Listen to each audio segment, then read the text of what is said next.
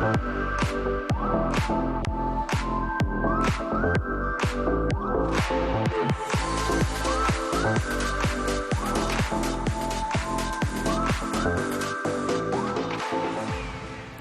Monsieur, bonjour, ravi de vous retrouver en cette matinée. Nous sommes le 27 janvier 2024. Il est 8h et nous serons ensemble jusqu'à 9h30. Comme d'habitude, Mina Abed est déjà parmi nous. Mina, bonjour. Bonjour Noah, bonjour à tous. Comment ça va? Ça va. Ça se passe bien? Très bien. Alhamdoulilah, ça te dit un petit voyage vers le 15e siècle? Avec plaisir. Avec plaisir. Ben, ce sera en compagnie de notre ami Ahmed Kaligassen cette fois-ci, qui nous propose, comme chaque samedi, d'ailleurs, une personnalité donc, qui a marqué l'histoire de l'Algérie. Cette fois-ci, ça va être donc une personnalité qui est très connue par donc, tous les apports en théologie, donc par l'enseignement, et un savant qui a marqué cette époque. Il s'agit donc de Mohamed Ben Ali Snoussi. Voilà. Un autre voyage à travers les livres, à travers la littérature. Ah, avec plaisir. Un autre titre à lire peut-être pour ce week-end, peut-être pour la semaine. Pourquoi pas? Pourquoi pas? Pourquoi pas, oui. Eh bien, un titre très très intéressant. Rendez-vous au Mont Saint-Michel. Pourquoi pas? Pourquoi pas? Oui, oui, oui. Eh bien voilà, ça va être un titre, pourquoi pas. Donc, nouvelle parution d'un ami de l'émission. D'ailleurs, il s'agit de Ahmed Benzlikha qui sera parmi nous ce matin pour nous parler de sa nouvelle parution, de son nouveau roman. Là aussi, c'est un voyage. Hein. Ah bah oui, lire un livre, c'est un grand voyage. Là aussi, c'est un voyage à travers le livre parce qu'il nous emmène déjà vers le XIVe siècle et puis on revient vers l'ère moderne. Ben voilà. Ben voilà. Voyage à travers beaucoup de le voyages, temps, hein, finalement, cette matinée. Comment? Beaucoup de voyages cette matinée. Beaucoup de voyages, hein, beaucoup de sauts dans le temps, on va dire. Oui. Ça te va? Bah, impeccable. C'est très bien. Hein. Ah bah franchement, voilà, oui. donc ce sera un nouveau titre, une nouvelle parution que vous pourriez vous acquérir dès aujourd'hui. Pourquoi pas? Et aussi, aujourd'hui, nous allons nous intéresser à la santé mentale. On n'en parle pas beaucoup, hein, Lina? On n'en parle pas beaucoup. N'est-ce pas? C'est vrai. La santé mentale? C'est vrai, c'est vrai, c'est vrai. On n'en parle pas beaucoup. C'est très important. C'est très, très, très important. Très important. Effectivement, c'est très important. D'ailleurs, qu'est-ce qu'on dit? La santé mentale, c'est 50% du bien-être de la personne. 50% aussi. Moi, j'aurais dit un peu plus, mais bon, oui. Un peu plus? Oui, je ne sais pas, mais oui, c'est très important. Le mental est dans très tout, important. Hein, dans tout. Dans tout. Dans tout, la vie quotidienne, le travail aussi. Exactement. Après dans des cures. Oui, même dans les maladies. Hein, certaines maladies, la guérison, on va dire, c'est 80-90% de la santé mentale. Voilà, effectivement. Voilà. Et bien justement, aujourd'hui, nous allons nous intéresser à la santé mentale à travers une campagne qui sera donc organisée par un club scientifique. Encore une fois, les étudiants, ils ne cessent de nous impressionner. C'est tant mieux, hein. N'est-ce pas? Ah oui, c'est excellent. La prise de conscience, finalement, des étudiants est très intéressante. Oui, et c'est très important. C'est le futur du pays, donc oui. Très important. Oui. Voilà, et puis la prise de conscience surtout est très très importante. Et aussi, comme chaque samedi, notre amie Amina Zeri sera parmi nous et elle va nous faire découvrir une autre facette du terroir. Et cette fois-ci, elle va nous parler d'un rituel très très intéressant. Ça te fait rire? Ça me fait sourire, on va dire. Rire non, mais ça me fait sourire parce que c'est un rituel très... Tu connais? On connaît tous. Ah d'accord. On connaît tous. Ça fait partie de nos rituels, de nos traditions. Alors je te donne un indice. Oula, ça va être compliqué. Je te donne un indice. Donc lorsqu'on va pour demander la main d'une fille pour la première fois. Oui. Voilà. Et puis il y a le mari qui vient voir, enfin le futur mari qui vient voir la fille. Oui. Voilà. Et après, pour la première fois. Pour la première fois. Oui. Bon. On parle de rituel, on parle de tradition. Oui. Hein. C'est vrai que les temps modernes, ça a beaucoup changé entre-temps. Mais auparavant, la fille et le garçon ne se connaissaient pas forcément. Oui, exactement. Et donc, lorsqu'on va demander la main à la fille, donc, le garçon est censé voir la fille pour la première fois. Exactement. Et donc, qu'est-ce qui va se passer? On va lui donner quelque chose à cette occasion. C'est lui qui donne quelque chose. C'est lui qui va lui donner quelque chose. Oui. Il y en a qui donnent un bijou, il y en a qui donnent... Oui, mais comment on appelle le rituel? Ah, j'ai oublié. Chauffa. Oui, c'est ça. C'est ça. Voilà, c'est sympathique, j'ai envie de dire, comme rituel. Oui, voilà, c'est pour ça que ça me faisait sourire. Donc, voilà. Et donc, on va parler de Haq Choufa en compagnie de notre amie Amina Zeri. Ça va être très intéressant. Ah, certainement. Certainement. Je ne sais pas si ça existe toujours parce que les temps modernes ont beaucoup changé. Hein. Ouais, je pense que ça existe toujours. Hein. Maintenant, c'est au bijou. Il y en a qui, je crois, qui donnent aussi une somme d'argent. Une somme d'argent, oui, effectivement. Voilà, bon, on verra hein, comment c'est. Non, mais je pense que ça change d'une région à une autre. Ça change d'une région à une autre, effectivement. Comme toute tradition, ça se rapproche. L'idée est là. l'esprit est là, mais Voilà. après, c'est vrai que comment on applique la tradition, c'est vrai que ça change d'une région à une autre. Voilà un peu pour le programme de cette matinée. Merci encore une fois à Amel Almi et à Mariam Akak aussi qui l'ont programmé pour nous. Sinon, c'est une carte plutôt variée aujourd'hui. Ah non, Non, pas du tout. C'est exactement la même carte qu'hier. Non, non, un peu plus monotone qu'hier d'ailleurs. Hier, il y avait quelques soulèvements de sable. Oui, il y en a encore. Encore? Si, Oui, il y en a mais, encore, tu les vois pas. Oui, je les vois pas. Non, mais Voilà. c'est exactement la même carte Ah, qu'hier. d'accord. Bon, c'est pas la peine alors. Oui, je crois Pour que c'est. aujourd'hui. Je sais même pas ce que je fais là. Oui, bon, allez, c'est pas grave, ça nous fait plaisir quand même de t'avoir parmi nous. Et ça nous fait quand même plaisir que tu nous annonces du soleil pour aujourd'hui. Pourquoi allez, pas. on va prendre le bon côté des choses. C'est le week-end, on va C'est le sortir week-end. se promener. Exactement. N'est-ce pas? Allez, on va avoir quelques nouvelles, un peu plus de détails, voilà. Sur les nouvelles du ciel, mais ce sera juste après cela.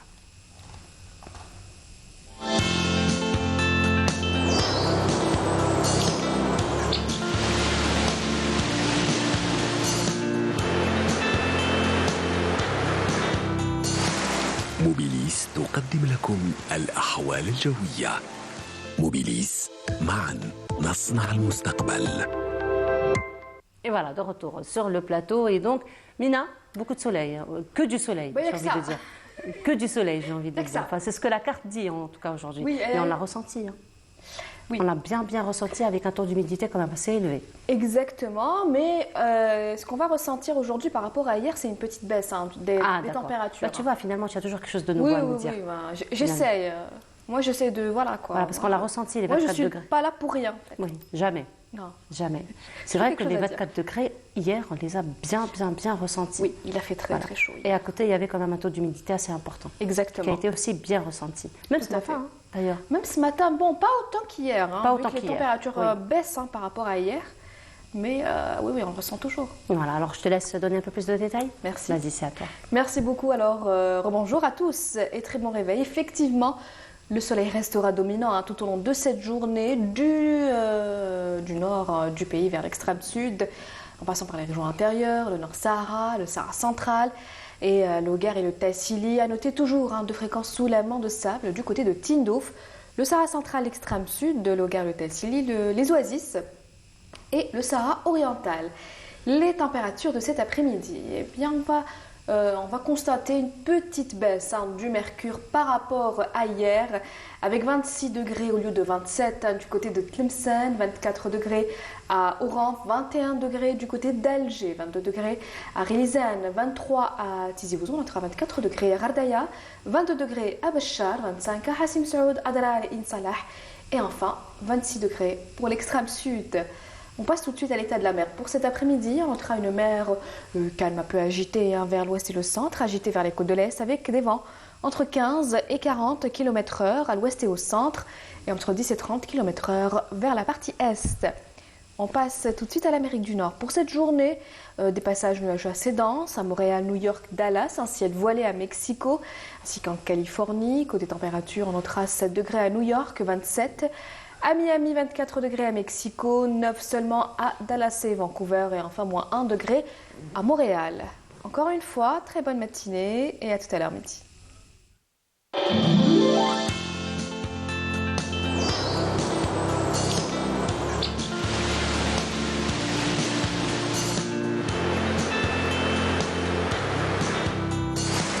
موبيليس قدمت لكم الأحوال الجوية.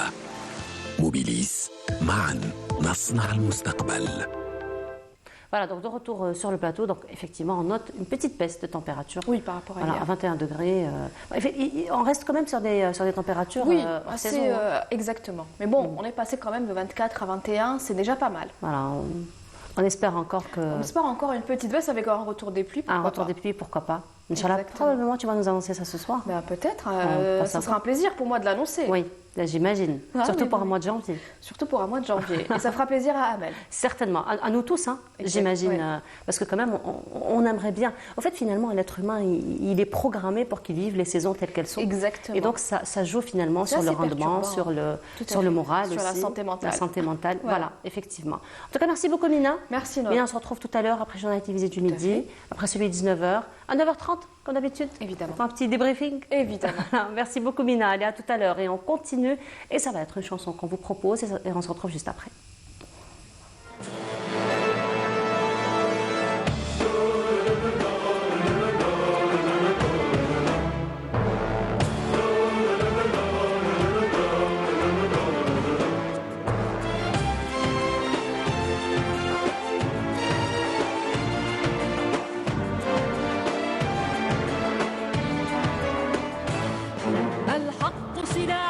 وأقاوم أنا فوق جراحي سأقاوم أنا لن أستسلم لن أرضى وعليك بلادي لأساوم الحق سلاحي وأقاوم أنا فوق جراحي سأقاوم أنا لن أستسلم لن أرضى وعليك بلادي لأساوم بيتي هنا أرضي هنا بحر السهل النهر لنا وكيف بوجه النار أسالم سأقاوم الحق سلاحي وأقاوم أنا فوق جراحي سأقاوم أنا لن أستسلم لن أرضى وعليك بلادي لأساوم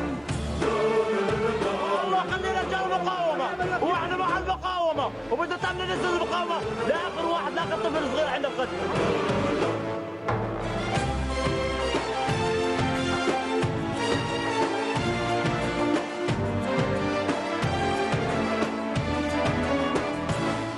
عدوك يا وطن اندحر عليك الكون ما قدر قاوم شعب جنون الريح تحدى الخوف والخطر عدوك يا وطن اندحر عليك الكون ما قدر قاوم شعب جنون الريح تحدى الخوف والخطر يرحلون ونبقى والأرض لنا ستبقى ها نحن اليوم أقوى في كل الملاحم يرحلون ونبقى والأرض لنا ستبقى ها نحن اليوم أقوى في كل الملاحم بيتي هنا أرضي هنا بحر السهل النهر لنا وكيف بوجه النار أسالم سأقاوم الحق سلاحي وأقاوم أنا فوق جراحي سأقاوم أنا لن أستسلم لن أرضى وعليك بلادي لأساوم بيتي هنا أرضي هنا بحر السهل النهر لنا وكيف بوجه النار أسالم سأقاوم. Et de retour, et notre ami Ahmed Ghali est déjà parmi nous. Ahmed, bonjour. Bonjour Nour, bonjour à tous les téléspectateurs. Sabah al-khair alaikum, naharkoum barak. Ça va? Ça va, passe bien? bien, Une semaine plutôt mouvementée? Non, pas du tout. Pas du Mazel, tout. mazel. Mazel. Ça n'a pas encore commencé. À Donc, partir ça du mois prochain, doucement. probablement. Inch'Allah. Inch'Allah. Inch'Allah, retour des activités en force. Oui, Inch'Allah, j'espère. Inch'Allah, Inch'Allah. Mais en attendant les activités, tu vas nous emmener du côté du 18e Exact. siècle ce matin. Donc voilà, donc des fois on oublie des gens ou là, on les, je ne sais pas si ça se dit, on les mal connaît. Donc Oui. on les connaît mal. Oui. On sait que c'est des gens qui ont existé, qui ont marqué leur temps. Mais quand on fonce dans le détail, on se rend compte que vraiment on a eu tort. Et on passe à a eu côté de tort. beaucoup Exactement. Donc, d'informations importantes. Exactement. Cheikh Mohammed Ben Ali Sanoussi. Donc c'est un gars, il est né dans la misère. Donc à peine 2 ans, il perd son père. Tout de suite après, il y a sa maman aussi qui rejoint le Créateur, Rabbi yarhamhum. Donc il est élevé par sa tante paternelle, la Fatma, elle l'élève. Donc comme c'est une famille de conservateurs, donc elle met le paquet, elle fonce et elle le forme. Donc il est né dans Mjahri, Oulad Mjahar, dans la région de Mstghanem. Snoussi parce que il y a dans la région Jebel Snous, donc qui est connu. Il y a aussi Cheikh Sanoussi qui apparemment, mais il est descendant du prophète, Sharif Nasab Ma'rouf. Donc voilà, donc il est élevé, il apprend le Coran, il fait ses études normalement. Le parcours classique, exactement. Et donc comme il est né en 1787, donc quand il était jeune, il a rencontré de grands noms. Donc il y avait entre autres Abou Ras Nasser, le grand mufti alim de Maskar. Il y avait l'école de Mazouna qui était en plein essor, donc il y avait des médersa, donc Cheikh Saleh al-Mazouni, Ben Hanni, j'imagine, donc tout ça, donc Ben Gendouz, donc il y a plein de noms comme ça. Donc il va étudier, donc il étudie chez lui, donc il se déplace un peu dans l'Oranie, puis il prend aussi, puis il prend la route vers l'est. Il est curieux, c'est un bonhomme très très curieux, donc il décide de partir vers l'est. Donc il fait la Tunisie, il fait la Libye, il part en pèlerinage aussi. Donc là, on est à la fin du 18e, début du 19e. Aussi, au début du 19e, donc il a dû aussi voir ce qui s'est passé en Oranie. Donc il y a eu les rébellions de Darqawa, il y avait la rébellion des Tijaniya qui étaient venus jusqu'à Maaskar. Donc il y avait comment on appelle, la dégradation des structures de l'État, il y avait un mouvement dans la société, et puis il y avait les prémices du colonialisme qui commençaient par-ci, par-là. Donc il va en pèlerinage, il revient, donc il choisit de s'installer en Libye carrément. Donc le Jbel al-Khtar. Et de là, bon, bien sûr, c'est un bonhomme, on est au milieu du 19e, il est à Jbel al-Khtar, qui va entendre parler de lui? Et pourtant. Donc depuis, donc, on appelle ça même, quand les orientalistes, quand ils étudient, ça c'est la région où il a été créé, donc là où il s'est élevé. Donc c'est la région. Donc, ça c'est pris d'une page Facebook. Encore une fois, on remercie les gens qui mettent à notre disposition toutes ces photos, c'est magnifique, parce qu'on ne peut pas partir partout, mais ça facilite, on a une belle image donc c'est une région de montagne, donc c'est vraiment l'isolement. Là, on est du côté de Mostaganem, c'est ça? Voilà. Donc le sud, entre Mostaganem et Chlef. Donc là, c'est sa région, là où il est né. Donc on voit, c'est pas la grande ville, c'est pas les grands moyens, c'est pas. Et pourtant. Donc là, on a une lettre, si on peut la voir, c'est de sa propre main. Donc sa calligraphie à lui, c'est un vieux document. Donc ça a l'air d'être un document original. Et on dit que c'est son écriture. Donc je peux pas authentifier, mais apparemment c'est le cas. من عبد ربه سبحانه, on voit Mohamed bin Ali Sanoussi, le Khattabi, le Hassani, l'Idrissi, il a donc à l'un de ses élèves. Donc, et il se met, ce qui est curieux dans son œuvre, c'est que c'est il est de formation malikite, bien sûr, il est faqih, mais c'est l'un des gens qui demandent à revenir aux sources. Donc il va étudier la sunna et il l'évoque. Parce que qu'est-ce qui s'est passé avec le fuqaha? À un certain moment, ils ont séparé entre le hadith et le fiqh. Mais lui, il est l'un des premiers à demander à ce qu'on revienne aussi aux sources. Et parce que quand on va dans le fiqh pur et dur, quelquefois, on oublie un peu le sunnah. Donc lui, non. Et c'est l'un des muhaddithines de son époque. Donc les gens allaient chez lui demander l'ijazat al-hadith. Donc lui, il a eu des ijazat. Et de l'autre côté, c'est l'un des personnages qui a eu le plus de ijazat dans les Turuq Sofiya. D'accord. Donc on peut voir aussi... Donc plus de ijazat, ça veut dire plusieurs années. Donc ijazat, c'est environ 20 ans? Non, l'ijazat, ça c'est l'ijazat de l'étude. Dans la tariqa, donc il suffit d'aller voir le cheikh qui te donne le wird et tu deviens adepte de la tariqa. Mais en général, on fait une tariqa, donc on respecte parce qu'on a un dhikr qu'on doit répéter quotidiennement. Il y a aussi un dhikr spécial pour la nuit du vendredi, puis le jour du vendredi. Et puis dans il y a des jours spéciaux comme ça où ils sont fait des dhikrs spéciaux. Donc là, c'est la tariqa. Les plus connus, c'est Shadiliya, Qadiriya. Mais lui, il en a 40. Donc il a même fait un livre, peut-être par la suite on va le voir, donc dans les Turuq al-Arba'in, donc et il donnait aussi. Donc c'est vraiment curieux de voir quelqu'un qui a une démarche de salafi, mais qui a aussi est soufi pur. Donc en général, ils sont aux antipodes. Oui. Mais là, c'est curieux. Ça va pas de soi, mais c'est curieux, effectivement. C'est curieux. Et puis, il décide de créer, donc là, c'est l'un de ses livres principaux, Iqaz al-Usnan fi al-amal bil hadith wal Qur'an. Donc là, c'est un livre fondamental où il parle de revenir aux sources et travailler avec le hadith et de ne pas rester dans le fiqh pur. Donc c'est l'un des premiers il révise un peu, il revient aux sources. C'est tout à fait normal parce que il y avait des nouveautés dans la société, il y avait des questions nouvelles qui s'installaient, donc on devait revenir aux sources, il n'y a pas de problème. Mais ce qui est curieux, c'est que ça ressemble à une démarche salafi et beaucoup de salafis pensent qu'il est des leurs. Et bien sûr, ils omettent de dire qu'il avait, Oui. qu'il était un... Et il a créé sa propre tariqa, parce qu'on va voir aussi la couverture de son livre, de la Awrad Tariqa Sanoussia.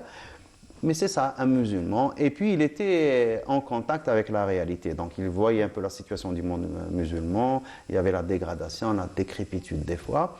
Donc, il décide un peu de relancer. Donc, il va à Jabal al-Akhdar. Voilà, là, on a la liste. La liste des 40 tariqas dans lesquelles il était licencié, si on veut. Donc, c'est Siddiqiyya, al-Awissiyya, al-Janidiyya, Qadiriyya, al-Furu'a, al-Madiniyya. Ah, finalement, il a consacré toute sa vie à... Ça, c'est sa jeunesse. Oui, ça c'est... Sa jeunesse. Quand il se D'accord. déplaçait, donc il demandait l'ijaza dans ses tariqas. Donc, en même temps, il demandait l'ijaza dans Sahih al-Bukhari, Muwatta al-Imam Malik, Sahih Muslim, etc., dans les livres de référence. Il demandait aussi... Là, c'est vraiment, c'est aussi un livre très important, Manhal al-Rawi en noir, la couverture, là où il donne, voilà, le Manhal al-Rawi al-Ra'iq fi asanid al-ulum wa usul al-tara'iq. Donc là, c'est vraiment une fahrasa très propre à lui, parce qu'il met les deux. Donc il met les livres, donc il y a l'Asanid dans les livres, c'est les chaînes de transmission. D'accord. Donc les chaînes de transmission, demain je vais dire que j'ai étudié chez nous tel module à l'université. Donc c'est une chaîne de transmission. Parce qu'au moment où tu me donnes plus de 10, ça veut dire que je suis licencié, c'est une ijaza. Et puis, et là, on voit Majmou Ahzab wa Awrad Tariqat Sada Sanoussia, les muassisiha Sayyid Mohamed Ben Ali Sanoussi. Là, c'est l'Awrad propre. L'Awrad, c'est très simple. Par exemple, ils vont te demander, après Salat, Tasabih, les 33, et puis à la fin aussi de dire 3 fois Allahumma salli wa sallam ala Sayyidina Muhammad. Et ils te demandent de le faire quotidiennement après chaque salat. Avant de dormir, on te demande de t'engager à lire telle sourate et à lire tel dua. C'est ça le wird. C'est pas plus que ça. Donc, on le fait sans le savoir, mais quand ça vient d'un cheikh, donc on se met dans la chaîne de transmission parce que c'est tel que ça a été dit par son cheikh, par son maître, et il te met dans la chaîne prophétique. Donc, Rasul sallallahu alayhi wa sallam, quand il a demandé à Sidna Abu Huraira ou à Ali ibn Abi Talib, là, il leur demande de lire tel dhikr, lire tel dua, tel nombre de fois. Et puis on se met dans cette chaîne. Donc c'est tout simplement. Autre chose, on ne le considère pas. Donc on ne parle pas de ça. On parle de tasawwuf sunni. Alors justement, par rapport à Tariqa, donc Tariqa Sanoussia, alors qu'est-ce qu'elle a de particulier justement par rapport à Tariq, les autres courants? Je ne sais pas, parce que lui... en plus de cet intérêt pour la science, donc le fiqh, le hadith, etc., le tafsir, et aussi le tasawwuf, il s'est engagé aussi à faire un travail, à une construction de société.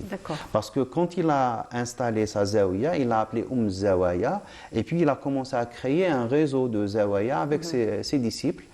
Et pour lui, c'était vraiment pour relancer la société musulmane, recréer une société. Et ça a abouti avec son fils et son petit-fils, parce qu'il y a eu une monarchie saine aussi. C'était son petit-fils. Donc on voit un peu le résultat de son travail.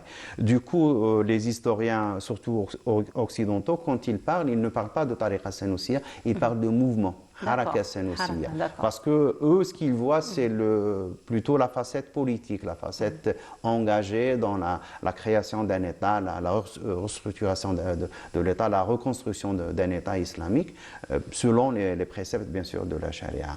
Là, on peut voir aussi un autre de ses livres, c'est un manuscrit.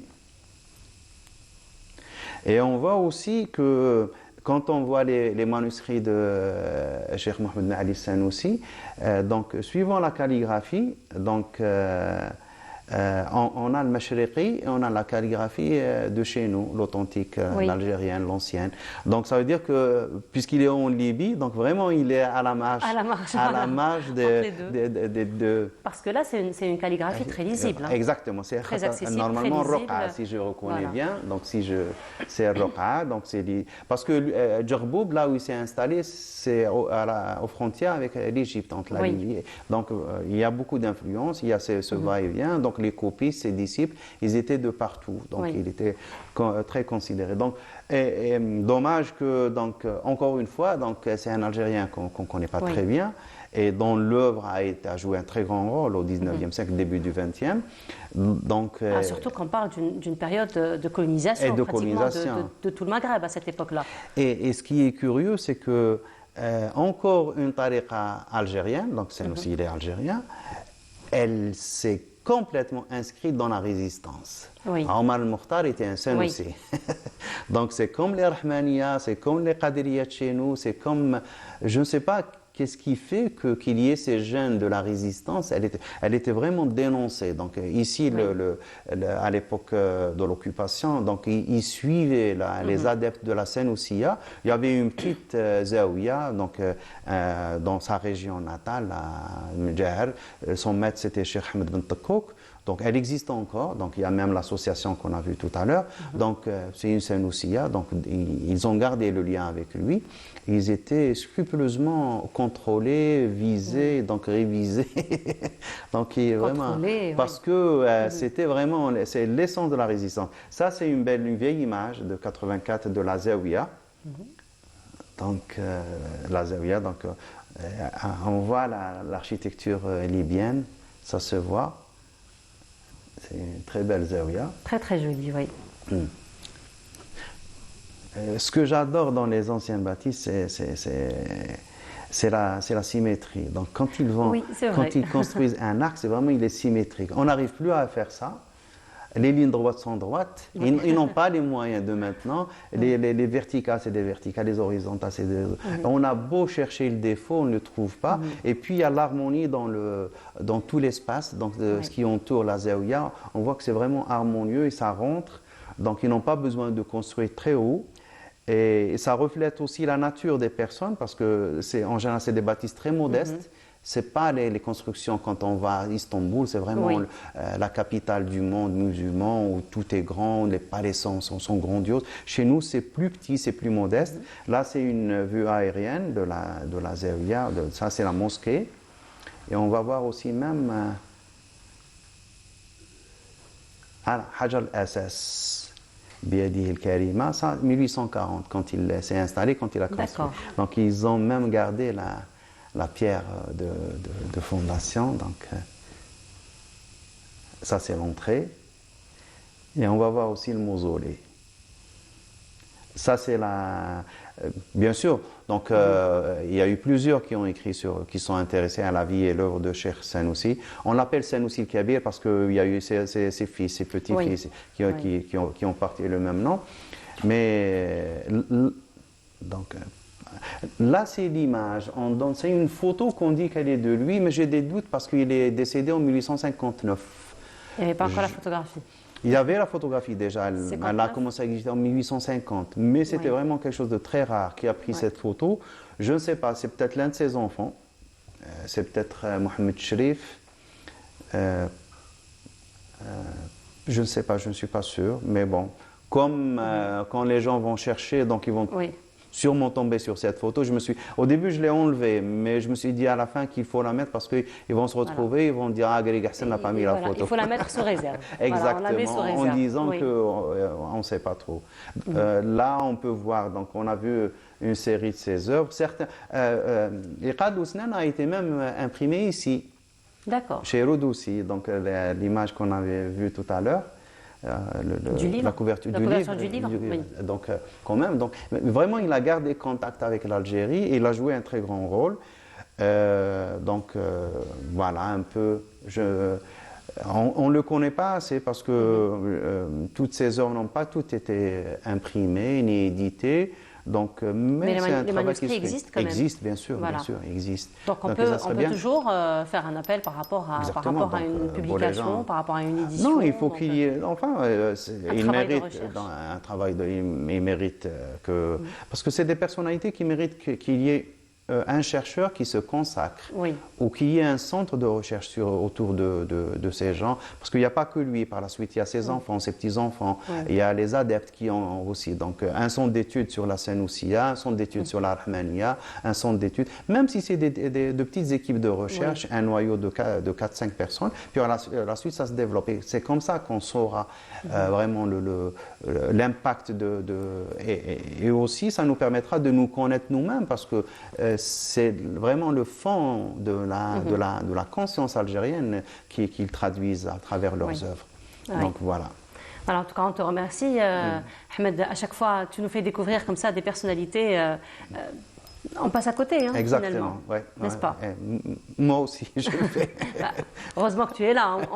Au moins tu nous fais, tu nous fais découvrir ces personnalités. Des fois, il faut prendre des risques. Donc, il faut sortir un peu du carcan, sortir de out of the box, comme on dit, donc sortir de la boîte. Et on se rend compte, c'est un ratage, donc je dois corriger tout de suite. Et ça se corrige à chaque fois. En tout cas, merci beaucoup. Ahmed, on se retrouve samedi prochain. Inch'Allah, pour la rencontre d'autres personnalités. Inch'Allah, et probablement la reprise des activités. J'espère. Inch'Allah. En tout cas, on te remercie. Merci Ahmed, à on se toi. retrouve Merci à tous samedi les prochain. téléspectateurs. Inch'Allah. Et on continue. Cette fois-ci, nous allons aller à la rencontre d'un calligraphe. Il s'agit donc de Boumala, et c'est Samia Bouarour qui l'a rencontré pour nous. Dans ce portrait, on se retrouve juste après.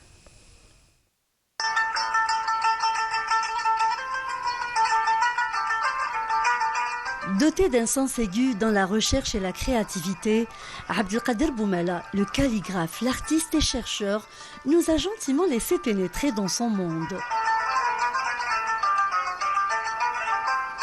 J'ai fait les Beaux-Arts de 68-72, avec une spécialité de la calligraphie à l'époque à l'école des Beaux-Arts de 2 ans. Après ça, j'ai fait l'Égypte pendant 4 ans, l'école de calligraphie d'Égypte. Là, j'ai terminé en 78. J'étais major de la promotion à l'échelle égyptienne. Et je suis enseignant à l'école des Beaux-Arts depuis 85 à ce jour.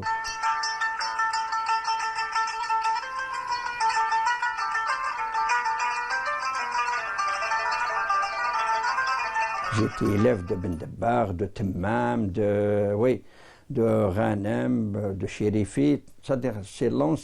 C'est les élèves de Omar Rassim et de Mohamed Rassim. Qu'ils étaient mes enseignants, pour les arts islamiques, bien sûr. Derrière sa modestie, sa discrétion, se cache un grand talent. Et c'est ici, dans ce petit coin, qu'il respire l'art. Ici, tout a une âme. Les lettres, les mots, les versets coraniques, les couleurs, la noblesse de l'or fusionnent pour nous raconter la passion de cet artiste.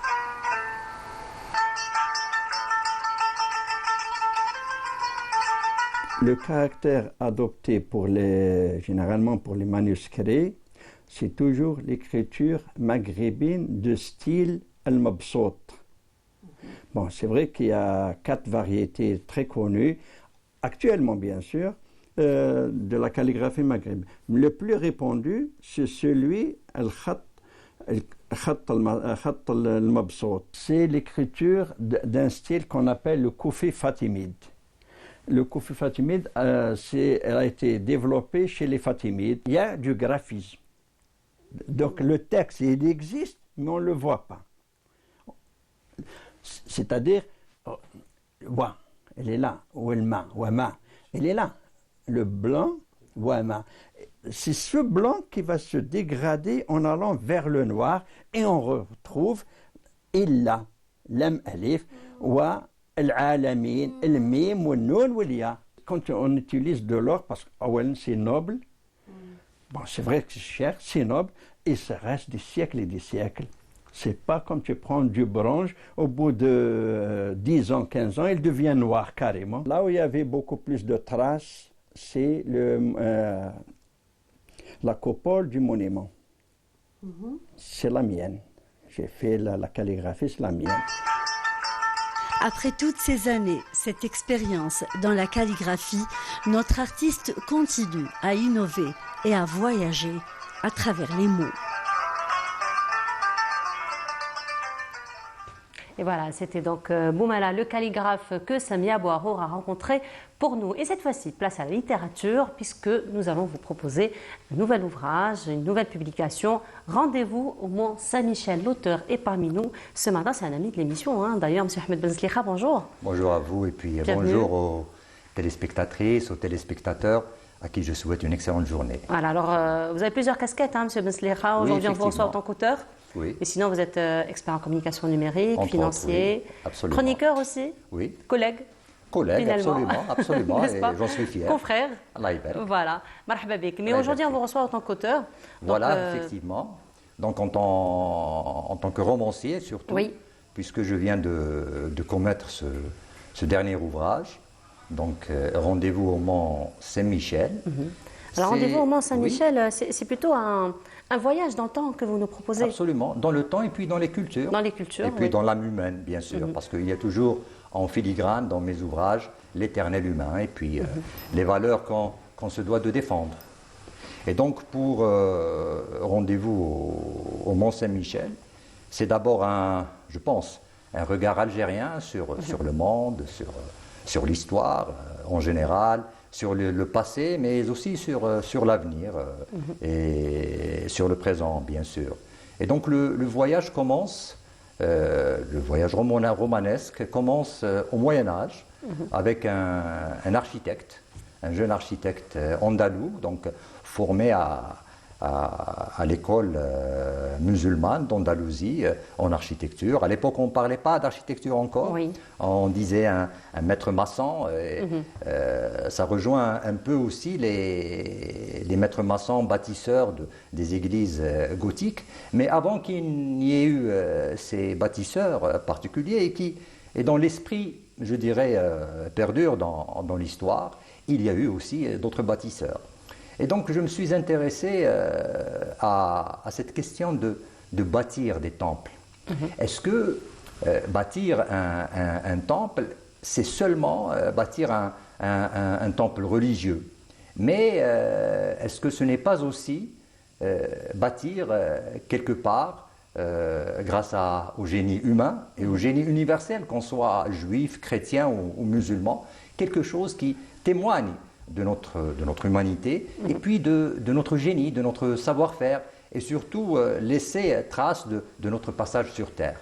C'est un peu donc dans ces arcanes, je dirais, thématiques que s'inscrit cet ouvrage. Donc finalement, c'est la symbolique du temple lui-même ou c'est la symbolique de cet espace, de cet espace de recueil, j'ai envie de dire, que l'architecture elle-même finalement. Donc là, on va au-delà de l'architecture, on va au-delà de la bâtisse. On va vers l'esprit et vers le génie humain. Bien sûr, si on est croyant, on lie le génie humain au Créateur, à Dieu, à Allah, Azza wa Jal.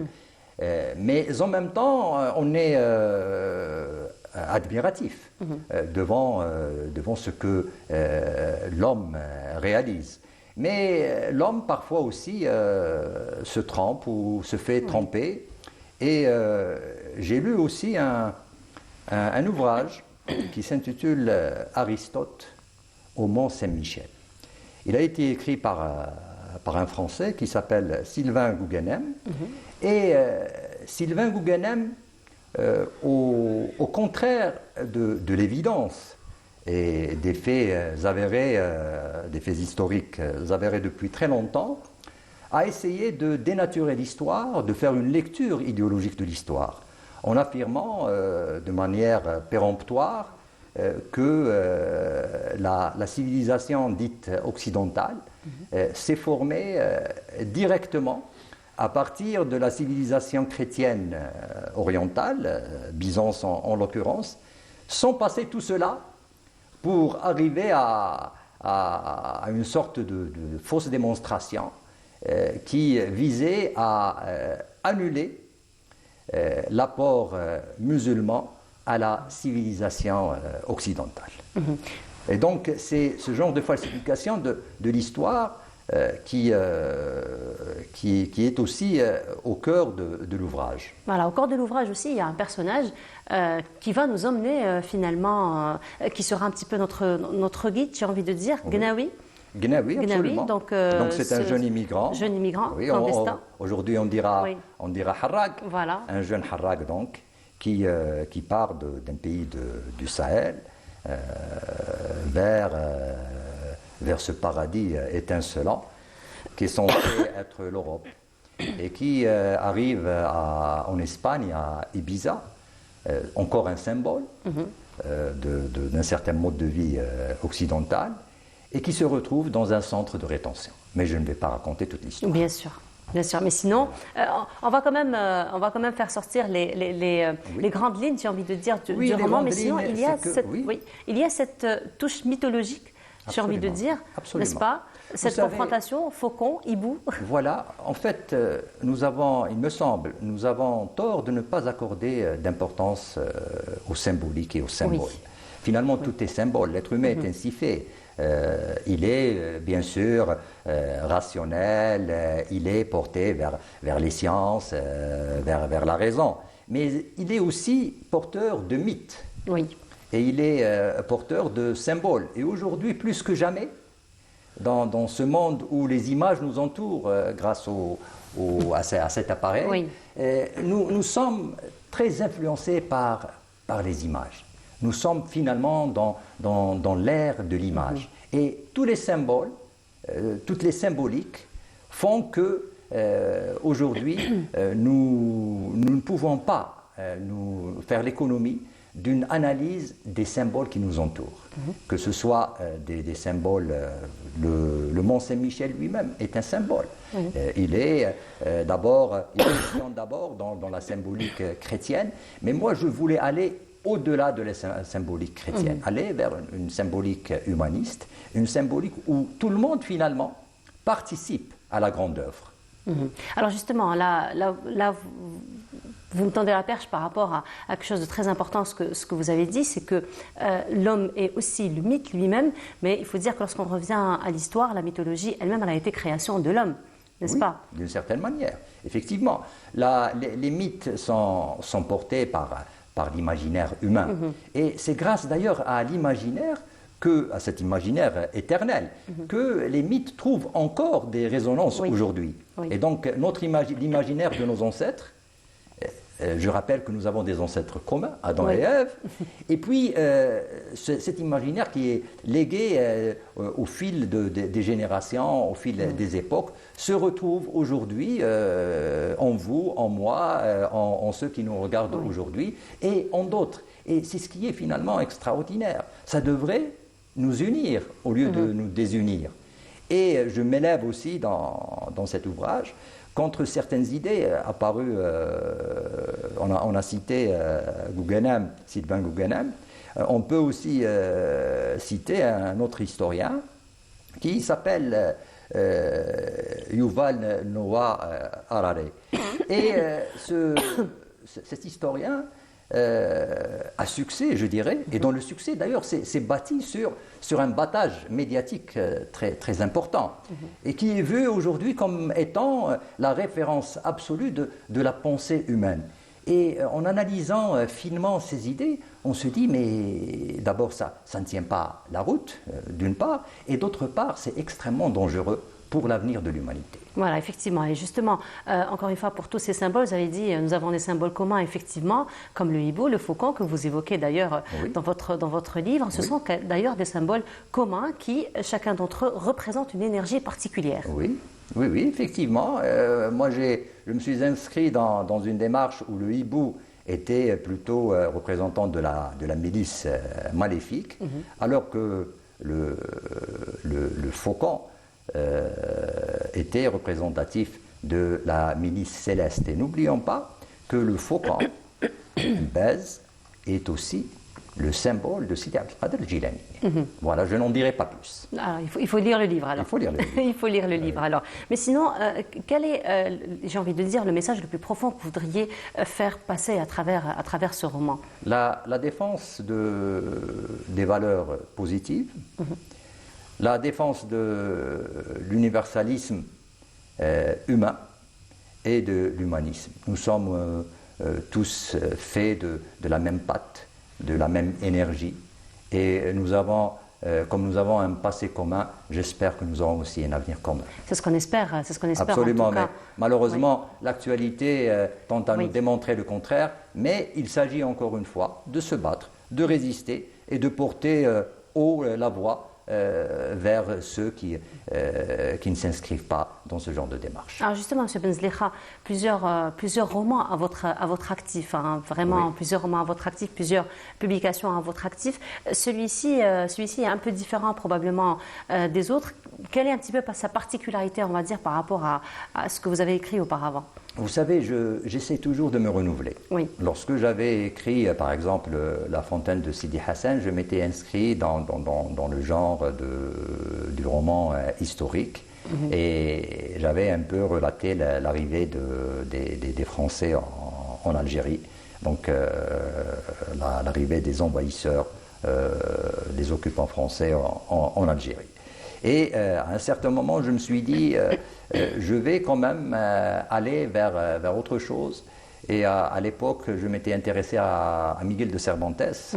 Oui. Et j'avais écrit à l'époque donc un roman qui s'intitule La Ruqya de Cervantes, qui a eu d'ailleurs beaucoup de succès.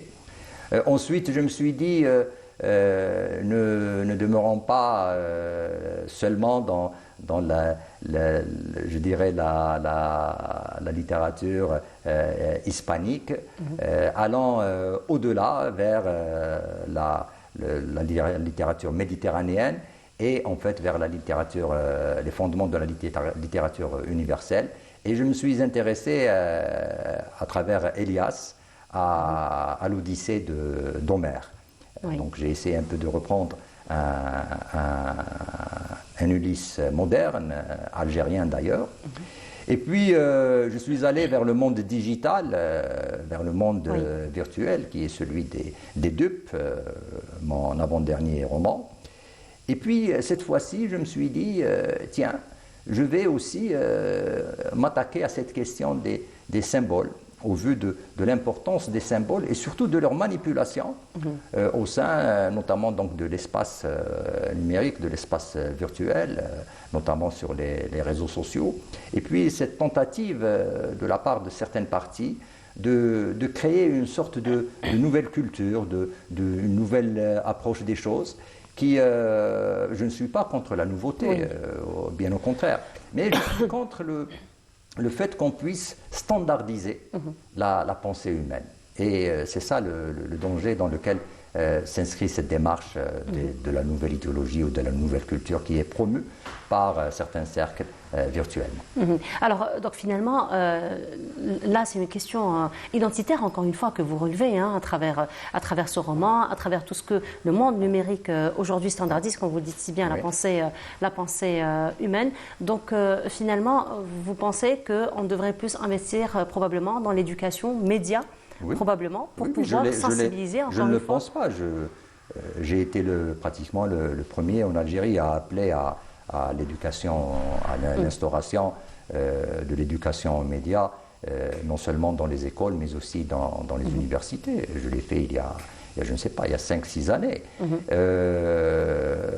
Je pense que l'éducation aux médias est un vecteur tout à fait opportun pour non pas manipuler à notre tour les âmes et les esprits, surtout les plus jeunes, mais plutôt pour faire prendre conscience, sensibiliser aux jeunes générations du fonctionnement du discours qui est promu, ou des discours qui sont promus sur Internet. Mais en fait, la précision peut-être ne valait pas parce que il y a la promotion d'un discours uniforme. Et c'est ça le danger. Alors que nous devrions être dans un espace de débat respectueux et respectable. Voilà, d'échange et surtout d'échange, et nous avons tous construction. quelque chose à proposer, que ce soit les pays du Nord ou les pays dits du Sud. Nous avons tous une capacité à réfléchir, à proposer des idées.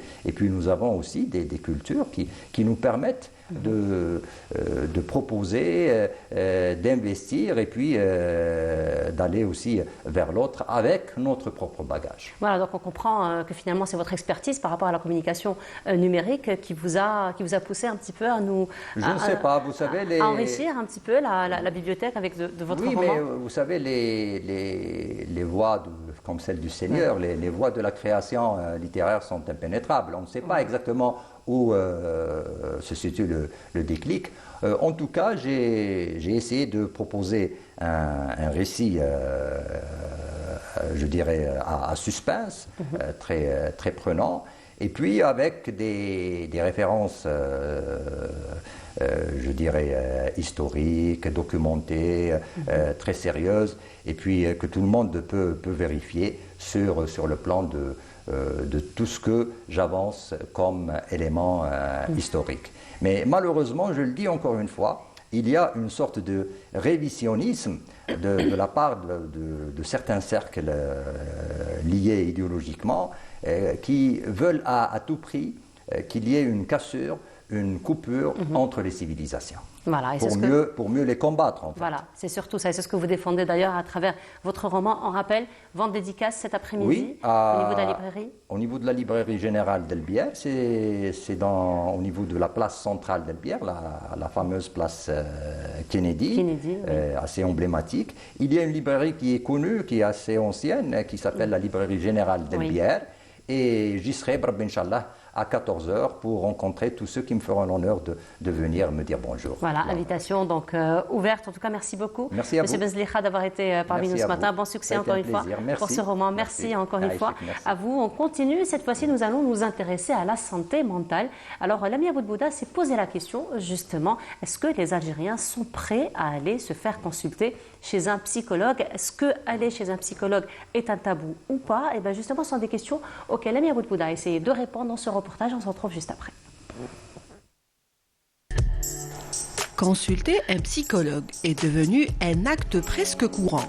Pourtant, certaines réticences et résistances persistent. ما رحتش للبسيكولوج نو رحت للراقي راقيني معاك صح بسيكولوج قالوا لي واش تروح بروفوزاو لي باش نروح للبسيكولوج ما دخلتش في راسي. Le psychologue est considéré comme le patient quand il va chez un psychologue, il est considéré comme amoindri psychologiquement ou un peu atteint, entre parenthèses, en défaut. الحياة اليومية نتاعنا نتلقاو مشاكل، نتلقاو صعوبات، نتلقاو كذا. يعني والطبيب النفساني يتقرب للإنسان اللي يكون في حالة يعني نفسية متدهورة، يتقرب ليه، يعطي له حلول، يعطي له أمورات يعني اللي يقدر يكمل بهم حياته. Traumatisme, mal-être, dépression, déprime, burn-out, deuil. Le psychologue intervient dans la résolution de nombreux problèmes. Le rôle du psychologue est donc d'aider son patient à avoir une meilleure compréhension de ses problèmes. Il l'aide à retrouver un mieux-être. Pour en savoir un peu plus sur ce métier et son importance, on a poussé la porte du cabinet d'un psychothérapeute.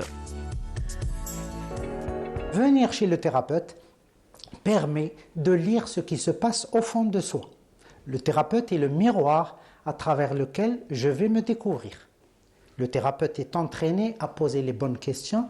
Lorsque les bonnes questions sont posées, la personne progressivement, toujours progressivement, finit par prendre conscience et se libérer. Quand je prends conscience, quand je découvre qu'est-ce qui se passe au fond de moi, je retrouve la liberté d'exister, la liberté d'être moi-même et de faire les choses au mieux.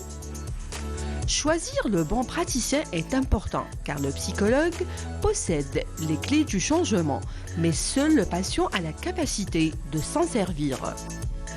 Je peux le définir à partir de l'expérience, le désir sincère d'aider. S'il n'y a pas cela, les gens peuvent traîner des années, ils restent comme ils sont. Le désir sincère, ça c'est à la limite, aider les autres, ce n'est pas un travail comme les autres.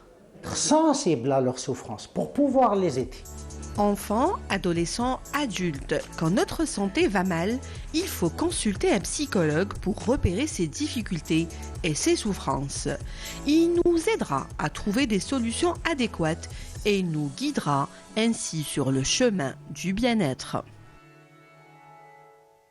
Voilà, de retour sur le plateau, c'est la santé mentale, comme je vous ai dit, on s'intéresse ce matin, puisque une campagne donc, sur la santé mentale sera organisée par le club Nefs and Mind et qui est représenté aujourd'hui par la responsable des relations extérieures. Il s'agit de Ikram Atak. Ikram, bonjour. Bonjour Noulouda, j'espère que tu vas bien. Bonjour chers téléspectateurs.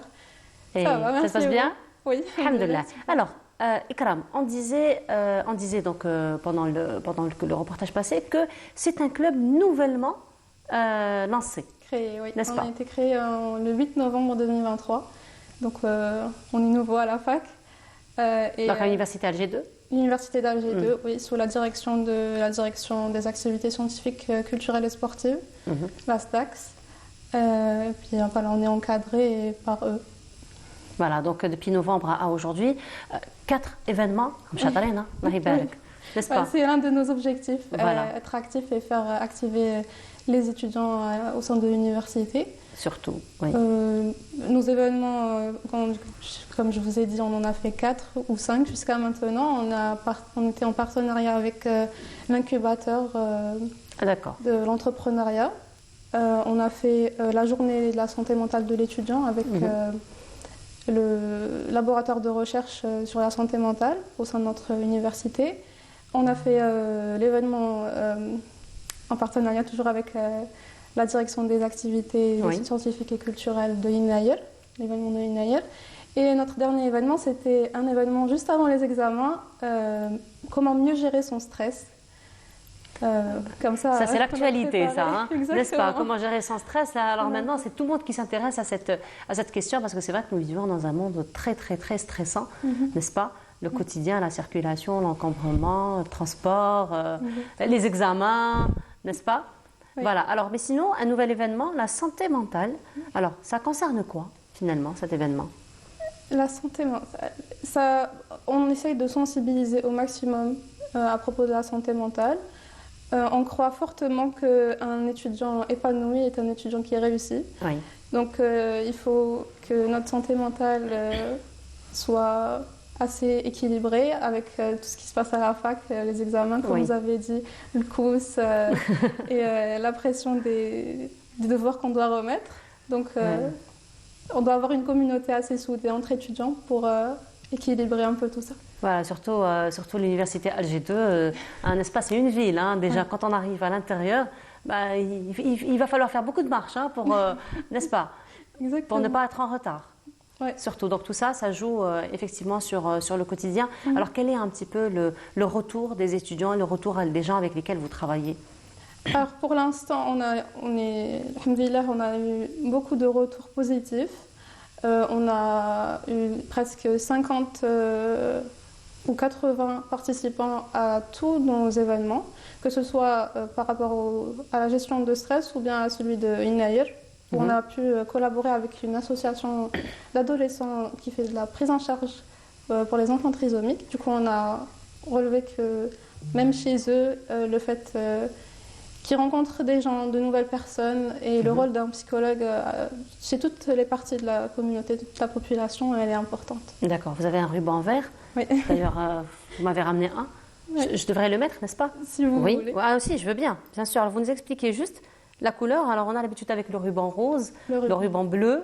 Le ruban vert, pas spécialement. Le ruban rose, c'est la campagne du cancer du sein. Du cancer du sein. Le ruban bleu, c'est celui le cancer des hommes. Le cancer pour les hommes. Voilà, et la prostate vert, généralement.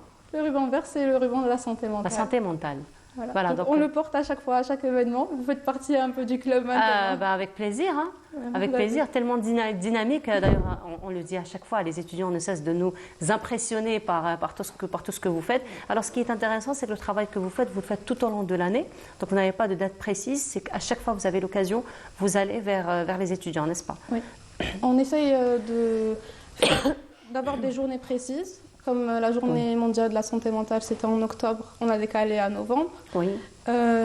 Pendant le mois de mars, il y a 2 ou 3 journées qui sont en relation avec la santé mentale des enfants et des handicapés.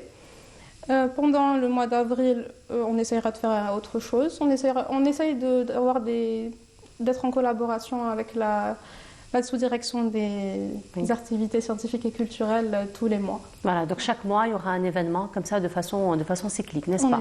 Alors, pour l'instant, ce sont des événements que vous faites à l'intérieur de l'université, c'est ça? Est-ce que vous pensez à l'avenir probablement sortir vers le grand public? Oui, Inch'Allah, on essayera de faire ça. On doit toujours avoir l'approbation de notre université, de notre direction et de l'ASDAX. Donc, on a déjà fait un événement, c'était une formation pour les membres du club. C'était gestion de conflits en groupe. Donc, c'était pour améliorer notre coordination, notre travail de groupe, etc. Donc, on a déjà fait ça et c'est faisable, bien sûr. Oui, surtout à l'approche des examens de fin d'année, le bac, le BEM, le BEF. Pour les brevets. Voilà, pour être sûr. 6e aujourd'hui, pour la 5e année aujourd'hui, on stresse, hein, même les enfants de 9-10 ans, ils stressent pour les examens. Donc probablement, ça pourrait être un public cible à l'avenir. Oui, Inch'Allah, bien sûr. On essaiera de collaborer peut-être avec une école ou même au sein de la fac, on peut les inviter. On peut faire des conférences. Toutes nos activités sont ouvertes au grand public. Donc, s'il y a une activité, suivez-nous sur les réseaux sociaux et vous êtes les bienvenus. Voilà, vous êtes présents sur les réseaux sociaux.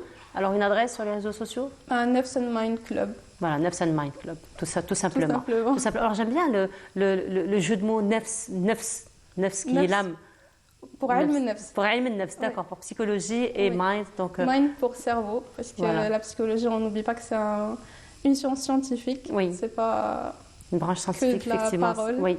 Donc, Nefs pour Ilm Nefs et Mind pour le bien-être, pour les neurones, pour ce qui est scientifique, parce qu'on est un club scientifique. Voilà, vous êtes un club scientifique, effectivement.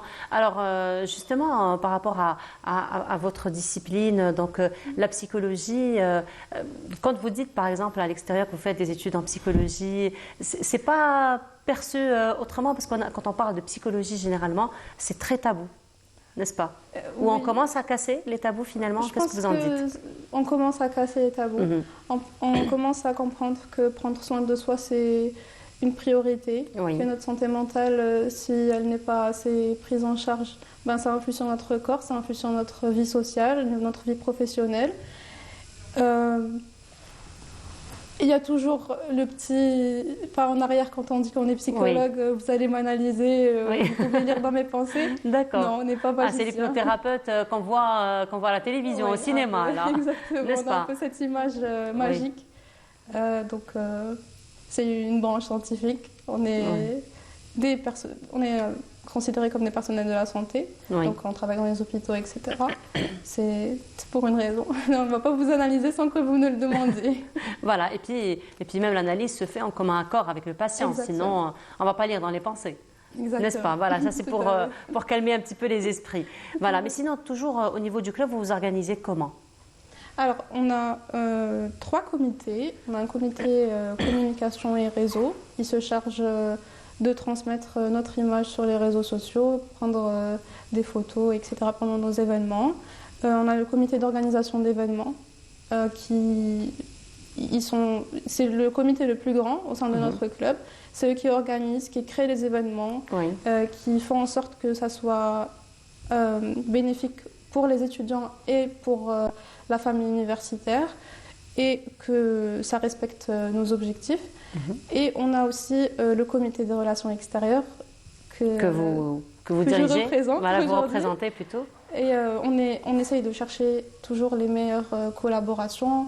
On envoie des mails aux profs pour les conférences, pour les invités. On essaye de collaborer avec tous les autres comités. Et puis on est chapeauté par une présidente et un vice-président. Des étudiants comme vous? Oui, tous les membres de notre club sont des étudiants en sciences sociales, donc psychologie, orthophonie, sciences de l'éducation. Et puis on essaye de faire un travail de groupe et d'être une famille, une petite famille Nefs and Mind. Voilà, et voilà, une petite famille surtout, comme ça vous pouvez véhiculer un petit peu vos objectifs, j'ai envie de dire. Justement, en parlant d'objectifs, quels sont les objectifs du club? Alors, nos objectifs, c'est d'abord de faire activer l'étudiant au sein de son université, de sensibiliser sur la santé mentale et de faire connaître la psychologie et ses différentes spécialités. Donc, au sein de l'université d'Alger 2, par exemple, il y a la psychologie clinique, la psychologie cognitivo-comportementale, la psychologie scolaire, psychologie du travail et des organisations, psychologie de la santé et psychocriminologie. Donc, on essaiera aussi de faire connaître tous les aspects et les différents psychologues qui peuvent s'offrir à nous sur les différentes thématiques, voilà. En dehors de l'université. Mais sinon, vous êtes encadré par vos enseignants? Ça se passe Bien comment? sûr. On est encadré déjà par la surdirection des activités scientifiques et culturelles. Et nos enseignants nous soutiennent très fort. Ils essayent de collaborer avec nous pour chaque événement. Si on a besoin de conférenciers, d'avoir un workshop, un atelier, etc., on a eu beaucoup de propositions et on essaye de créer des événements autour de ça pour renforcer la famille universitaire. Et puis, c'est les meilleures personnes pour nous transmettre leur savoir. Les meilleures références, effectivement. Exactement. Donc on est fiers et j'espère qu'on les rendra fiers de leur... Certainement, ils le sont déjà, j'imagine. Ils le sont déjà.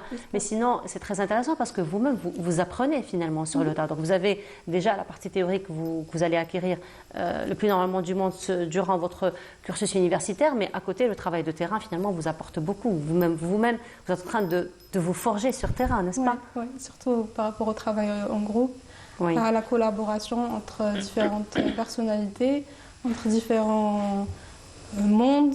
Parfois, on collabore avec d'autres clubs. Donc, l'échange fait partie de notre métier, des aptitudes qu'on doit avoir en tant que psychologue.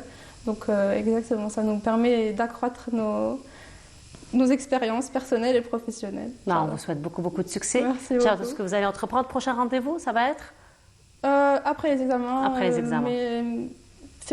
Fin février. Voilà, fin février. On a juste besoin de vous suivre sur les réseaux sociaux pour avoir les dates exactes. En tout cas, merci beaucoup. Merci Ikram d'avoir été parmi nous ce matin. Je rappelle, Ikram Atak, vous êtes la responsable des relations extérieures au niveau du club scientifique. Donc, Nefs and Mind. Merci beaucoup, Ikram, d'avoir été parmi nous ce matin. Très, très belle continuation à vous. Merci. Et beaucoup de courage et beaucoup de succès pour vos examens. Merci. Surtout. Et on continue. Cette fois-ci, nous allons du côté de la Casbah, en compagnie de l'ami Aboud Bouda, elle qui a choisi de nous faire découvrir ou redécouvrir les saveurs et les senteurs de la Casbah dans ce reportage. Et on se retrouve juste après. Visiter la Casbah, c'est aller à la rencontre de ces somptueux palais, ces mosquées millénaires, ces splendides douirat, mais aussi ces senteurs et ces ambiances conviviales qui se dégagent de ces dédales. Les Casbadji préservent jalousement un héritage culinaire qui a fait la réputation de cette cité millénaire. احنا المطعم تاعنا نخدمو تراديسيونيل، نخدمو الزليف، نخدمو عصبان، نخدمو دواره، نخدمو سردين، نخدمو كبده، نخدمو كل المأكولات تراديسيونيل. وهنا باسكو لي توريزم هنا في القصبه يجوا يقصدوا هذو المأكولات. كبدة مشرملة، سردين شطيطحة ou frit avec dersa. C'est la spécialité de Bédis. On marche, on va à Sidi Abdelrahman, on passe la journée comme ça et on finit par manger la kebda, c'est toujours comme ça. Et dans ce lieu spécialement, c'est toujours la même ambiance, la même atmosphère, c'est super. C'est la première fois que j'essaie le kebda mcharmla et je la trouve super bonne. Oui. Balak khair, shouya khair. Dans la même rue, le petit pêcheur Baba Harrouj, au doudou pour les habitués, vous promet des spécialités poissons. Avec 36 ans de métier, il possède le secret pour chatouiller vos narines avant de séduire vos papilles. هاو لك هذا السردين ويعوم وجايب المقادف هاو خارج للبرقع هاي لك ها ورانا مقواندينو انا حاكمينو مرحبا بكم. عندنا كروفات لونصوص، عندنا شياد مال، عندنا لاكيطال، عندنا كرامال فرسي، عندنا سلطه دو بولب، عندنا قرنيط لونصوص ثاني، عندنا كبده تاع الدجاج بالدرسه طايبه كبيره، عندنا سردين مقلي، وعندنا سيفيا، عندنا لوبيا، عندنا دوباره، زوالي ياكل اللي عنده ياكل اللي ما عندوش ياكل. Un petit restaurant simple mais ô combien chaleureux. Cette ambiance a manqué à Riyad, installé à Paris. C'est la simplicité, déjà la simplicité de ce restaurant. Donc on est proche du cuisinier, du serveur. Il n'y a pas de menu qui est très sophistiqué, etc. Donc c'est ça, c'est très convivial. On retrouve l'ambiance algéroise, donc c'est quelque chose que j'apprécie particulièrement. Donc nous sommes en famille, nous sommes venus à la Casbah donc, pour déguster les plats traditionnels qui sont très bien faits à la Casbah. Donc on retrouve les vraies recettes, donc les sardines, l'oubia, toutes les salades, etc. Donc c'est vraiment un moment que je partage avec ma famille. Un thé à la menthe ou un café avec mazhar n'est pas de refus. Sur un air chabé, et Qahwet Bouzouran est le lieu propice. Ce café a vu la rencontre des militants de la cause nationale dans les années 40. قهوة بوزوران هذه تاريخ، الناس تلاقى كاع هنا تما صحاب السيكتور منا كاع يحبوا يجوا لهنا، وكاين فوطو هنا فوطو تاع من ليزاني 40 كانوا طوابل برا بكري كانوا طوابل برا الله الله الناس تريح كدايا تجمع. C'est un repère, ils sont tous rassemblés ici, toute la journée, surtout le soir. Après le travail, même les chômeurs. Hein, et moi, quand je viens ici, personnellement, ils ne prennent pas l'argent. Je prends les gâteaux gratuitement et qu'on les tue notre maman. Et le café et le thé. Alors, faites le voyage à la cité des senteurs idylliques d'un lieu pétri d'amour, de vie et d'histoire.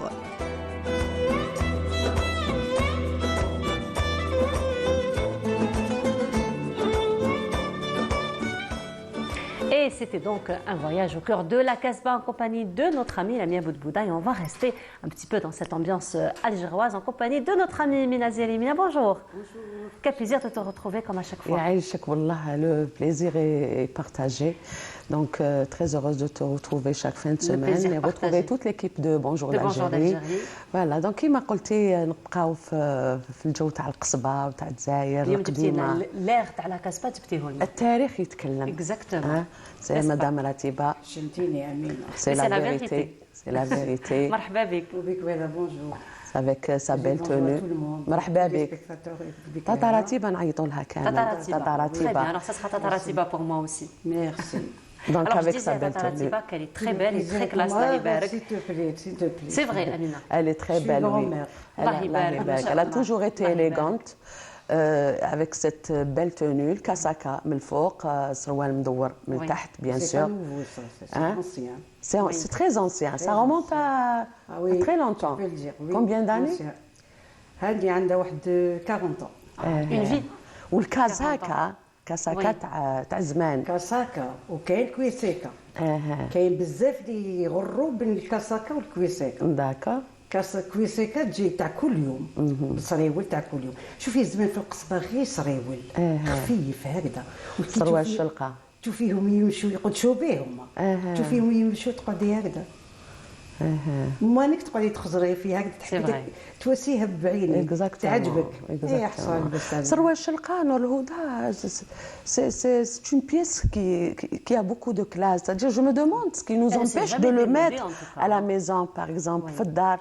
وعلاش on le met pas في الدار؟ tu peux pas parce que il est ouvert بزاف. تقدري تنقصي له شويه. زمان كانوا حتى لهنا باش يقدروا يحبسوا صيب باش ما يبانش تقدري تحركي ولا يلبسوا السروال باش يقدروا يتحركوا صح يحبوا يديروا حويجه ولا يديروا حاجه في وجهي وسروال مدور سي اوتر شوز تاع الهمه رويال كيما رويال وي tu peux le dire. Il y a différents سروال الشلقه. سروال ريزيرفي à la jeune femme اللي يقولوا له سروال الشلقه يجي مشقوق حتى للفوق والسروال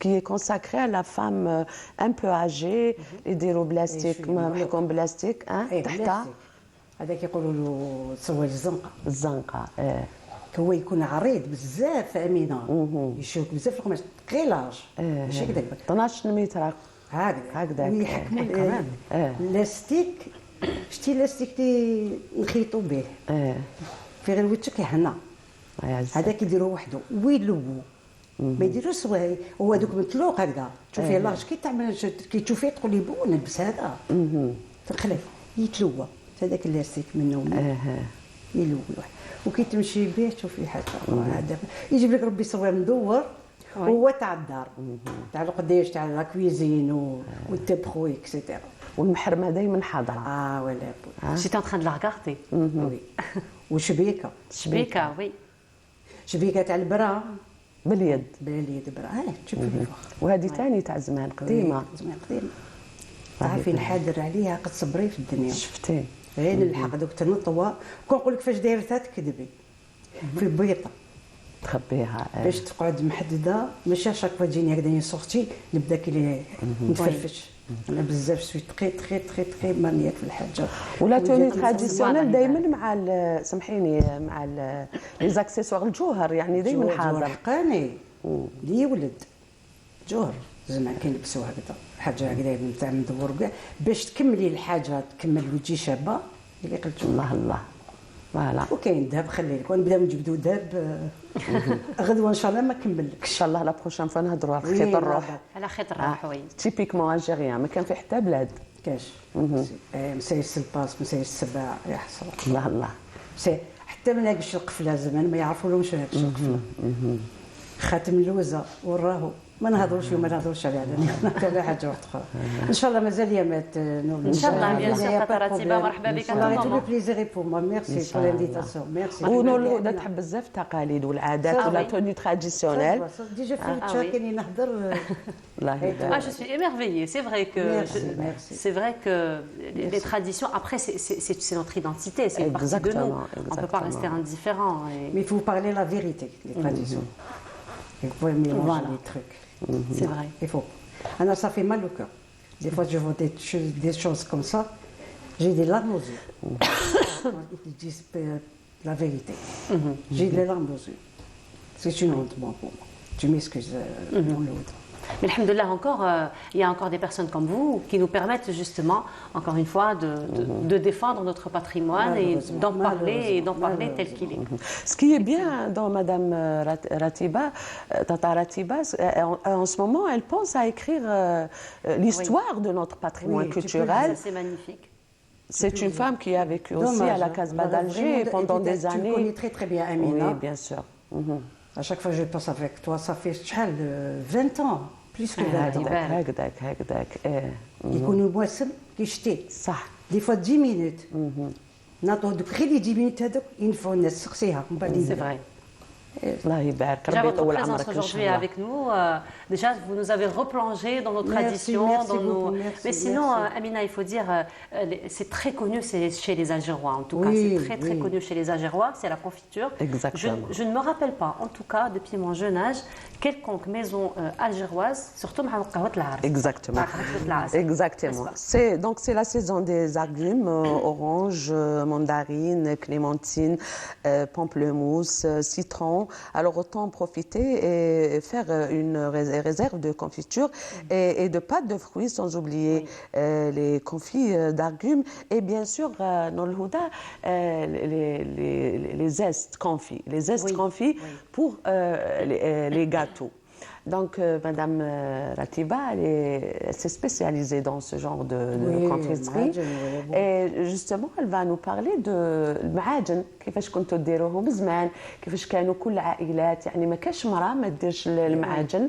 فوالا حتى شايتي لي انا صح هذا بالليل والنهار صح وكان عندك في الدار دائما انت دايره العوله المعاجن في العوله دوك تطلعي تصيب بهم ماشي يعني تمسخروا هذا معجون تاع تباسه صفرجل حنا نقولوا سلطان الحلوى مقروط العسل وي وسلطان تاع المعاجن صفرجل معجون تباسه هذا كنا حتى في العراس نجوزوه دوك القطع يتحط هو ومعجون تشينا طرف دوك ما كاش تنحى هذا كاع تنحى.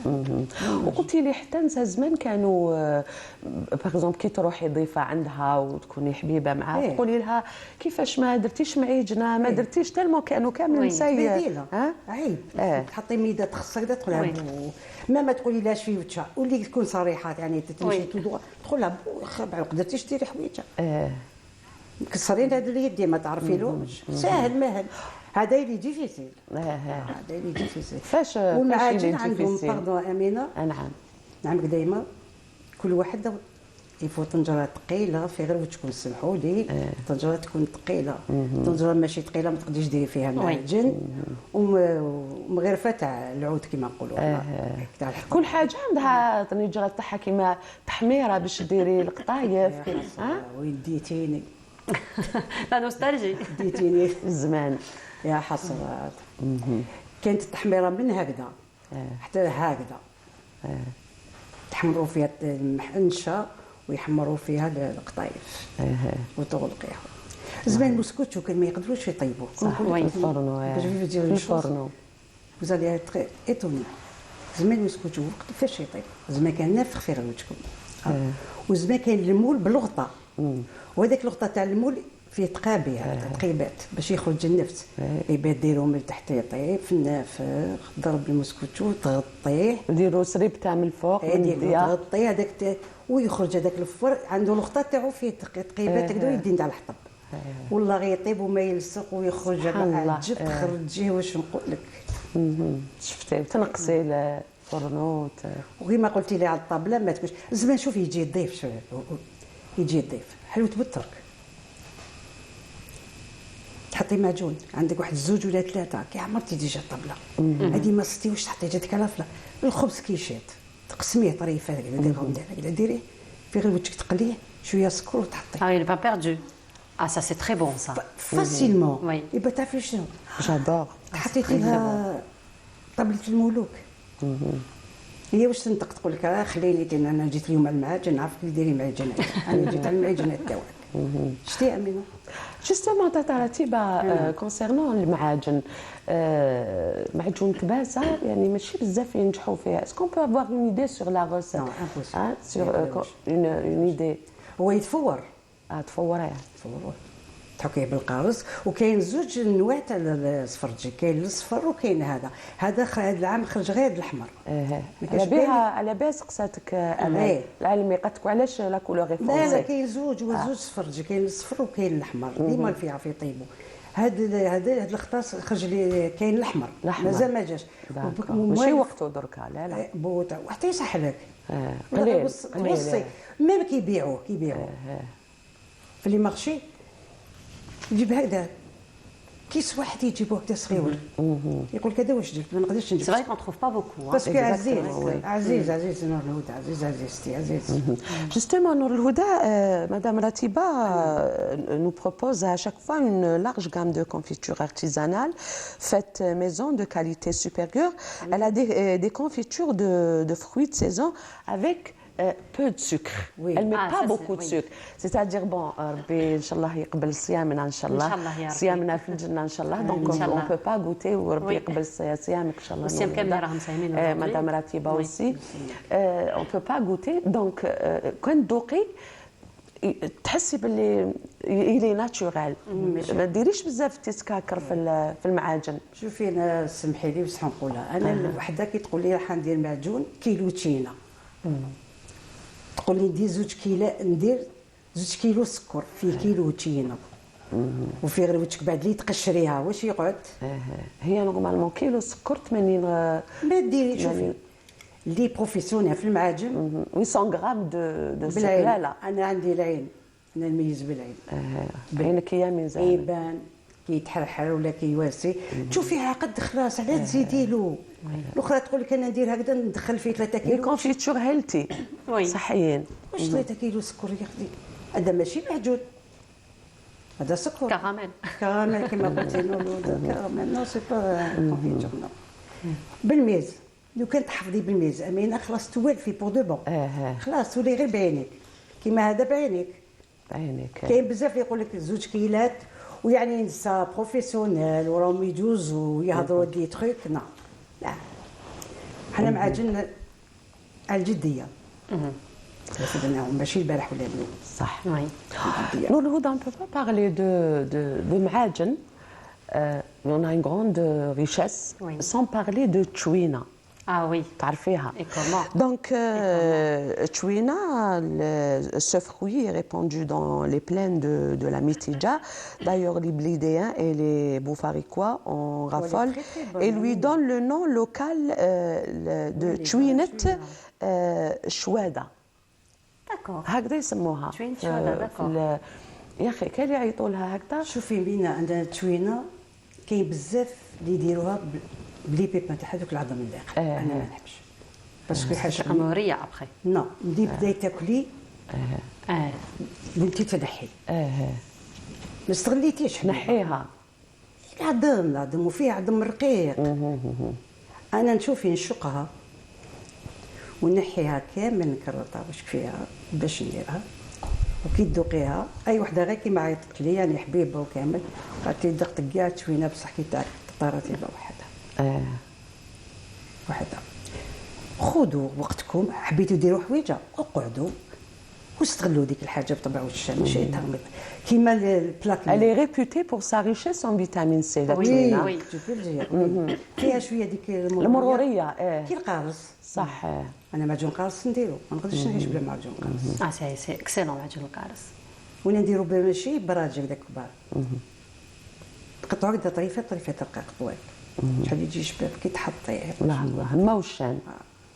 والتشوينه كيف على غسات باش نجحوا فيها؟ كي السكر ماش ديريش بزاف السكر. با سكر. وهي قد ما تجي فيها المروريه قد ما تجيك بنينه. وكاين اللي تقول لك ديك مره انا ما ناكلهاش كيما بومبلوموس. بومبلوموس يدخلوا يبات في الماء. يباد باش ديري غدا من داك يتنحى كاع ديك الموريه ويجيك الطراوه تاعو باسكو من بعد واش تقشريه تحطي غير ديك الطرف تاعو. بومبلوموس ثاني بنين طون يجي مزج الدجاج يجي بنين درتو بومبلوموس بنين. Ce qui est important dans tout ça, dans le Houda, c'est que كي كنا ندخلوا زمان للديار باغ اكزومبل هكذا نكونوا معروضين جيتي تو جون تشمي لودور تاع هاد لي فخوي كامل ويقعدوا عام كامل وهذيك الدار تريح بهذوك لي زودور تاع لي فخوي. الطياب كيما يقول لك يديري حاجه شاربه يلصق في الحيوط. يلصق في الحيوط امينه. تقولي كيما الحاجه هاي نديروا شريبه تاع رمضان ما نطلعوا ما نحطوا نشميها من بعيد. نحن اذا ما شميتيهاش حشيش مقطفه ماشي شريبه. انا شريبه تاعي وحده. الله يبارك. شوفي انا الطبخ كل شيء على بالك. ما شاء الله ما شاء الله. تمنيت لو كان بقى لنا الوقت. فرجي لي اللغموزيو كي نشوف هذاك لي تروك هذاك الهضره هذيك. ان توكا حنا تمنينا لو كان كفانا الوقت هضرنا على الشوفه وحق الشوفه. وي جبنا ربي ونوغا لوكازيون ان شاء الله يا ربي avec مدام رتيبه ان شاء الله. ان شاء الله. حق الشوفه كي يجي العروس يشوف العروسه يحط لها الفال. شحال كانوا زمان 20,000 ميم با بزاف. ورثرتي. حنا دخلنا عرايس ب 500,000 يعطونا 10. دخلنا عرايس ب 500,000. 500,000 صداق كانت بشانها دراهم ثاني ا فوتر ايبوك. بصح استناي 500,000 يعاونوك في الطبخ. نهضروا عليه لا بروشين فوا. J'espère la prochaine fois il n'y a pas de problème. ان شاء الله مرحبا بك. انا je te considère comme ma fille. ربي يعيشك ربي يطول عمرك. كان je dis merci pour Canal Algérie pour l'invitation vraiment merci. مرحبا بك. احنا on a été très honorés de vous recevoir. Merci tout le plaisir est pour moi. الله يسلمك. مين ما عاد كاين ما ظنيش ثاني على تشينا. وقتها ما كاينش دالي تدخلي نور الهدى ما تصيبش معجون تشينا. وي سي فري. هو يعني لي بلو كلاسيك في واسمو هذا كيندار فاسيلمون. فاسيلمون. عندك سكرفجي ما تاكليلوش كاع اللحمه سينو ديري غير هذاك الطرف اللي الداخل يجيك شامت وعرفي كيفاش طيب ما تقوليليش السكر شحال ولا اسمه السكر ما كاش بزاف ميزان. هذا ما عرفوش كامل يحكموا المغرفه يديروا هكذا يشوفوا كي يبدا يلصق هكذا خلاص سي بون. وكاين فيه حوايج ماشي غير السكر سر المهنه. En tout cas, ça a été un plaisir de vous avoir parmi nous. Ça a été un très grand moment. Ça a été un plaisir. En tout cas, Inch'Allah, à très bientôt. Merci, il n'y a pas de problème. À très bientôt. On va encore voyager avec vous dans les traditions. J'espère, vous allez appeler. Bien sûr, bien sûr. Ça me fait plaisir كي نقول قاعد لي حنا تاع الرتيبه نقولوا توجور كو بونجور دالجيري كيف هو راه تاع الصيف اللي يدخل عندنا لازم يعاود يولي.